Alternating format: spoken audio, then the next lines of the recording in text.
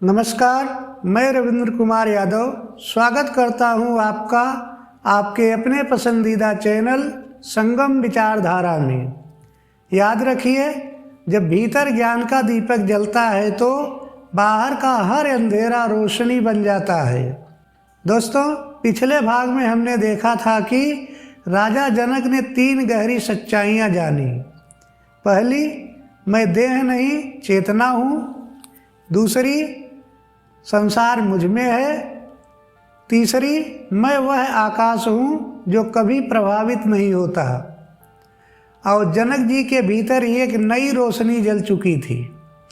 लेकिन दोस्तों, ज्ञान की यात्रा यहाँ रुकती नहीं। जब आकाश दिख जाए तो अगला सवाल उठता है कि फिर मांगूँ क्या और किससे। आज उसी सवाल का जवाब मिलेगा। एक छोटी सी बात से शुरू करते हैं।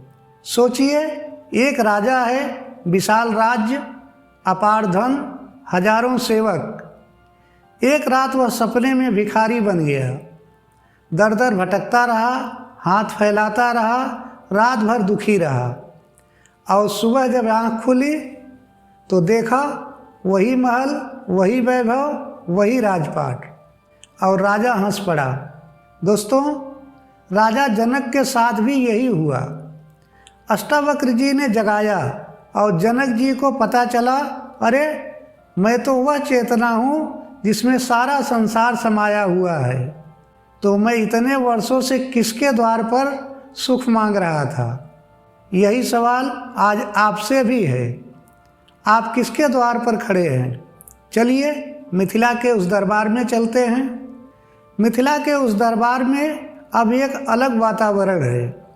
राजा जनक अष्टावक्र जी के सामने बैठे हैं। उनके चेहरे पर कल वाली बेचैनी नहीं है। एक हल्कापन है, एक विस्तार है, एक अलौकिक आनंद है। अष्टावक्र जी मुस्कुराते हुए देख रहे हैं। वे जानते हैं यह पल और गहरा होने वाला है। और तभी राजा जनक धीरे से अपने हाथ जोड़ते हैं। यह किसी और को नमस्कार नहीं है, जनक जी स्वयं को नमस्कार कर रहे हैं। और वे बोलते हैं, अहो मुझे नमस्कार। मैं वह हूँ जो अविनाशी है। मैं वह हूँ जो देह से परे है। मैं वह हूँ जिसमें यह सारा ब्रह्मांड एक तरंग की तरह उठता है। जैसे सागर में लहरें, वैसे इस चेतना में यह संसार। यह सुनकर पहले अजीब लग सकता है, खुद को नमस्कार। लेकिन जरा सोचिए, जब जनक जी कह रहे हैं मुझे नमस्कार, तो वे किस मैं की बात कर रहे हैं? वे इस छोटे मैं की बात नहीं कर रहे हैं जो राजपाट चलाता है, जो खाता पीता है, जो सोता जागता है। वे उस विशाल मैं की बात कर रहे हैं जो सबका आधार है, जो सबका स्रोत है, जो हम सब में है। वह मैं आप भी में है, मैं भी हूँ, हर कोई है। एक छोटा सा उदाहरण, सागर की एक लहर यदि जान जाए कि मैं सागर हूँ, तो क्या वह लहर किसी दूसरी लहर से डरेगी? नहीं, क्योंकि दोनों लहरें एक ही सागर हैं। यही ज्ञान जनक जी को हुआ। कथा आगे बढ़ती है। अष्टावक्र जी जनक जी की बात सुनकर और गहराई में जाते हैं।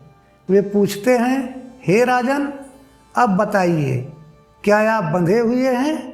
जनक जी ये सुनकर पहले चौंकते हैं। बंधन? कैसा बंधन? और फिर धीरे धीरे एक मुस्कान आती है। वे बोलते हैं, हे गुरुदेव, मुझे अब कोई बंधन नहीं है। क्योंकि बंधन उसे होता है जो सोचता है कि वह अलग है।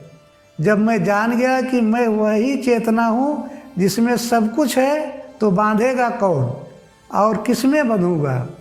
दोस्तों, यहाँ एक बात समझिए। एक दीपक जलाइए अंधेरे कमरे में। क्या अंधेरा दीपक को बुझा सकता है? नहीं, क्योंकि अंधेरा कोई चीज़ नहीं है, वह तो बस रोशनी की अनुपस्थिति है। जैसे ही दीपक जला, अंधेरा गायब। ठीक वैसे ही जैसे ही ज्ञान का दीपक जला, सारे बंधन अपने आप गायब हो गए। बंधन तोड़ने नहीं पड़ते, बंधन छोड़ने नहीं पड़ते, बस ज्ञान का दीपक जलाना होता है। हम सब किसी न किसी बंधन में हैं। किसी को पैसे का बंधन, किसी को रिश्तों का बंधन, किसी को नाम का, किसी को यश का बंधन, किसी को डर का बंधन।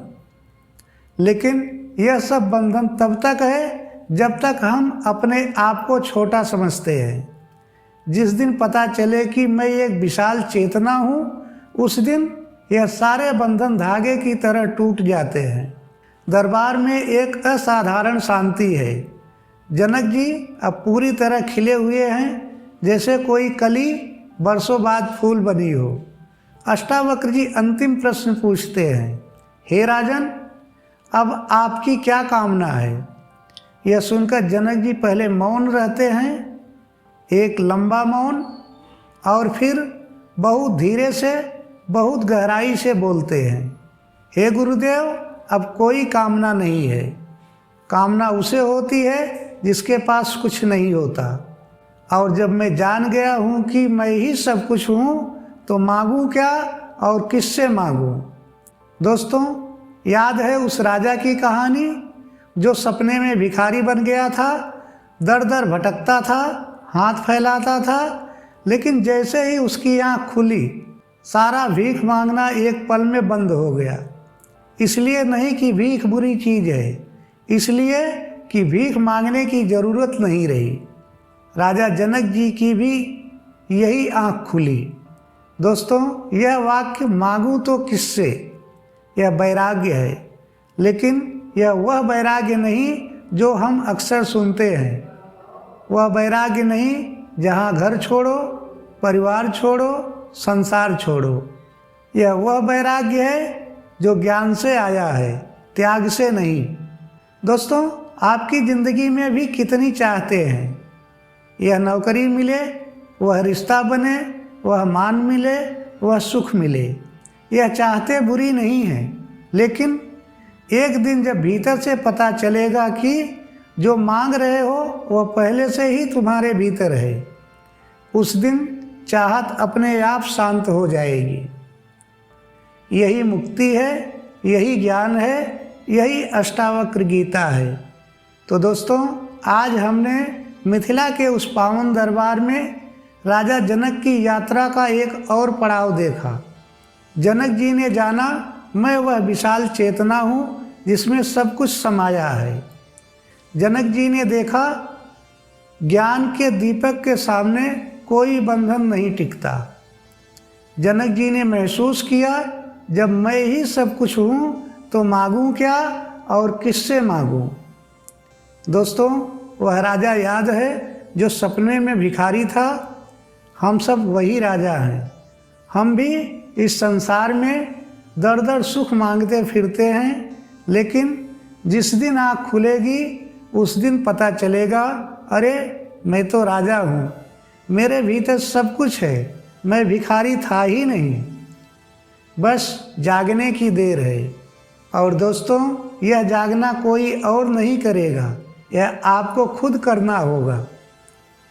अष्टावक्र जी जनक जी को जगा सकते थे क्योंकि जनक जी जागना चाहते थे। क्या आप जागना चाहते हैं? तो याद रखिए, जागो, राजा हो तुम, भिखारी सिर्फ सपने में थे। उम्मीद है कि आज की यह चर्चा आपके भीतर ज्ञान का दीपक जलाएगी। याद रखिए, जब भीतर ज्ञान का दीपक जलता है तो बाहर का हर अंधेरा रोशनी बन जाता है। कमेंट में ज़रूर बताइए वह कौन सी चाहत है जो आपको सबसे ज़्यादा बांधती है। आपका एक कमेंट किसी और की जागृति बन सकता है। दोस्तों, आज की इस यात्रा ने यदि आपके हृदय को परिवर्तित किया तो इस वीडियो को लाइक कीजिए, चैनल को सब्सक्राइब कीजिए ताकि अगला भाग आप तक पहुँचे। शेयर कीजिए अपने प्रियजनों को जो अभी भी भटक रहे हैं। आपका एक शेयर किसी के जीवन का दीपक जला सकता है। जल्दी ही मिलेंगे फिर एक नए विचार के साथ।